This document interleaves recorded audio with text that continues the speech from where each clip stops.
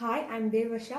I have completed my BSS Diploma in Acupuncture at Yadini Academy, Ammapete, Salem.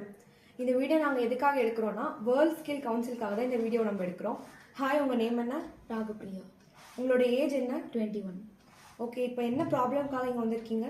எனக்கு shoulder pain அப்புறம் Appar back pain இருக்குது.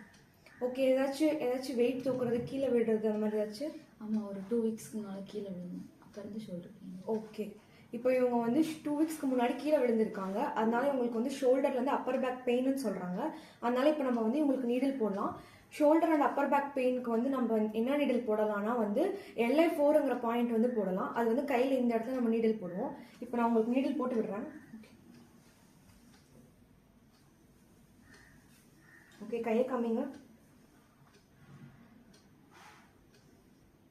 சாப்பிட்டீங்களா நீங்கள்? சாப்பிட்டேன்.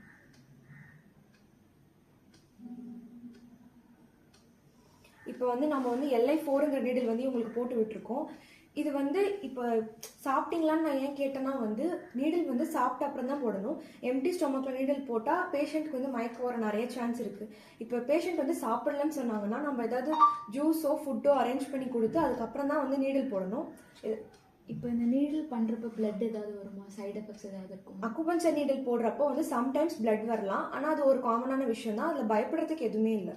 இப்போ ரெட்னஸ் அந்த மாதிரி இருந்துச்சுன்னா நீடில் போடுற இடத்துல ரெட்னஸ் இருக்கலாம், அப்பப்போ இச்சிங் இருக்கலாம், இல்லை வந்து ஸ்வெல்லிங் வீக்கம் கூட இருக்கலாம். இதெல்லாம் வந்து ஒரு ஜென்ரலான விஷயம் தான். இதுக்கு வந்து நீங்கள் பயப்படணும்னு எதுவும் இல்லை. இது ஒரு காமனான விஷயம் தான். நீடில் இல்லைன்னா நாங்கள் வீட்டில் என்ன பண்ணுறோம்? இப்போ வந்து நீடில் இல்லைங்கிற பட்சத்தில் நீங்கள் என்ன பண்ணலாம்னா நாங்கள் பாயிண்ட் சொன்னால் அந்த இடத்துல வந்து நீங்கள் வந்து வீட்டிலே வந்து ப்ரெஷர் கொடுக்கலாம். எப்போல்லாம் பெயின் இருக்கோ நீங்கள் அப்போல்லாம் வந்து ப்ரெஷர் கொடுக்கலாம். அப்புறம் அக்குபஞ்சரில் இதுக்கு அக்குபஞ்சர் ராடுன்னு ஒன்று இருக்குது. அந்த ராடை வச்சு நீங்கள் வந்து ப்ரெஷர் கொடுத்து இது பண்ணலாம்.